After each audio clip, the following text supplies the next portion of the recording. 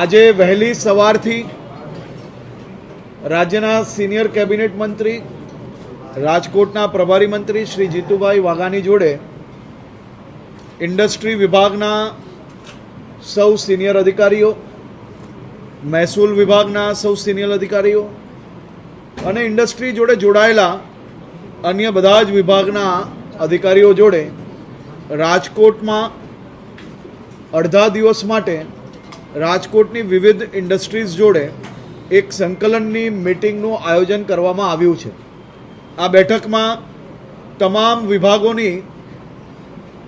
એક ગ્રુપ મિટિંગનું બી આયોજન કરવામાં આવ્યું છે, જેનાથી જે ઉદ્યોગકારો છે, જે એમએસએમઈ, જે નાના ઉદ્યોગકારો છે, આ બધા જ લોકોને પડતી નાની મોટી મુશ્કેલીઓ કે વધુમાં વધુ ઇન્વેસ્ટમેન્ટ કઈ રીતે ઝડપથી સૌરાષ્ટ્ર અને કચ્છ રિજિયનની અંદર લાગુ પડી શકે તે માટે કઈ રીતે એને શું મદદની જરૂર છે તે માટેની આ બેઠકનું આયોજન કરવામાં આવ્યું હતું. આ બેઠકમાં ખાસ કરીને વિવિધ સંગઠનો દ્વારા થોડા દિવસ અગાઉથી બી પ્રશ્નો મંગાવવામાં આવેલા હતા અને પ્રશ્નના માધ્યમથી અનેક પ્રશ્નોની અંદર કઈ રીતે નિકાલ લવાય તે માટે વિભાગોએ એક સંકલન બેઠક પહેલાંથી કરી લીધી છે અને આજના દિવસે આ અલગ અલગ સંગઠનો જોડે બી આ બાબતે ચર્ચાઓ કરવામાં આવશે. આપ જાણો છો કે રાજકોટ એ આવનારા દિવસોમાં એક ગુજરાતનું ખૂબ જ મહત્ત્વનું મેન્યુફેક્ચરિંગ સેક્ટરની અંદર ગ્રોથ એન્જિન છે જ, પરંતુ હજી બી વધુ ઝડપથી રાજકોટની અંદર વધુ ઇન્વેસ્ટમેન્ટ દેશ અને દુનિયાભરના કઈ રીતે આવી શકે તે માટે રાજ્યના મુખ્યમંત્રી શ્રી ભૂપેન્દ્રભાઈ પટેલના માર્ગદર્શનમાં વાઇબ્રન્ટ ગુજરાતને આ વખતે રિજનલ સમિટમાં આયોજન કરવામાં આવ્યું છે. પહેલાં મહેસાણા થયું, મહેસાણામાં બી ખૂબ જ સફળતાપૂર્વક વાઇબ્રન્ટ ગુજરાતનું આયોજન થયું છે. હવે 11મી તારીખે વાઇબ્રન્ટ ગુજરાત રિજનલ સમિટનું જે ઇનોગ્રેશન સેશન છે તેમાં દેશના લોકપ્રિય પ્રધાનમંત્રી આદરણીય શ્રી નરેન્દ્રભાઈ મોદીજી આ કાર્યક્રમની શરૂઆત કરાવશે અને વાઇબ્રન્ટ ગુજરાત રિજનલ સમિટ રાજકોટમાં આયોજન થવાથી રાજકોટ અને કચ્છની અંદર હજી બી ખૂબ મોટા પાયે ઇન્વેસ્ટમેન્ટ આ વાઇબ્રન્ટ ગુજરાત દરમિયાન અને આવનારા દિવસોમાં આવશે. આદરણીય પ્રધાનમંત્રી શ્રી પોતે જ્યારે વાઇબ્રન્ટ ગુજરાત રિજનલ સમિટમાં રાજકોટ આવતા હોય તો એનાથી બી રાજકોટની અંદર મેન્યુફેક્ચરિંગ સેક્ટરમાં એક ખૂબ મોટું સ્થાન બનવા તરફ આગળ વધી રહ્યું છે. રાજકોટ પોતે જ હમણાં સુધી તમામ સેક્ટરની અંદર ખૂબ જ સારી રીતે પ્રોગ્રેસ કરી રહ્યું છે,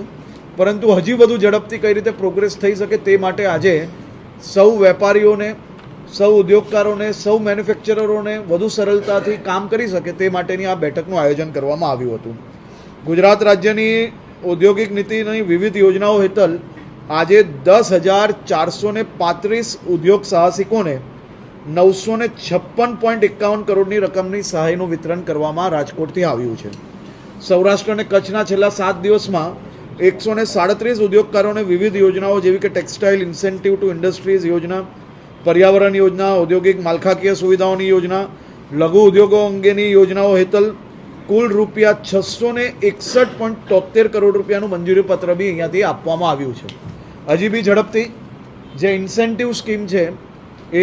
ગુજરાત દેશમાં સૌથી ઝડપથી લોકોને ઇન્સેન્ટિવ આપવાવાળું રાજ્ય છે, પરંતુ આનાથી બી વધુ ઝડપ કઈ રીતે થઈ શકે તે માટે રાજ્યના ઇન્ડસ્ટ્રી વિભાગ દ્વારા છેલ્લા અનેક મહિનાઓથી રાત દિવસ કામગીરી ચાલુ છે અને મને વિશ્વાસ છે કે ગુજરાતમાં જે પ્રકારે મોદી સાહેબના સમયથી ગુજરાત દેશમાં સૌથી વધુ ઇન્વેસ્ટમેન્ટ લાવવામાં સફળતા પ્રાપ્ત કર્યું છે, આવનારા દિવસોમાં બી ગુજરાત આ જ ઝડપે અને આનાથી બી વધુ ઝડપે મુખ્યમંત્રી શ્રી ભૂપેન્દ્રભાઈ પટેલના માર્ગદર્શનમાં આખી સરકાર રાજ્યના સૌ નાગરિકો સાથે મળીને એમના સપના સાકાર કરવા માટે કામગીરી કરશે. આભાર. એની સંપૂર્ણ માહિતી આપ સૌ લોકોને 9મી તારીખે સાંજે અહીંયા આપવામાં આવશે. એની સંપૂર્ણ તૈયારી થઈ ચૂકી છે, પરંતુ હજી બી એમ્બેસીઝ જોડે જ એનું કામગીરી ચાલુ છે, એટલે 9મી તારીખે સાંજે તમને લોકોને સંપૂર્ણ ડિટેલ્સ આપવામાં આવશે. વાઇબ્રન્ટ ગુજરાતની જ વાત છે, રોડ શોની વાત ક્યારે બી થઈ નથી, કારણ કે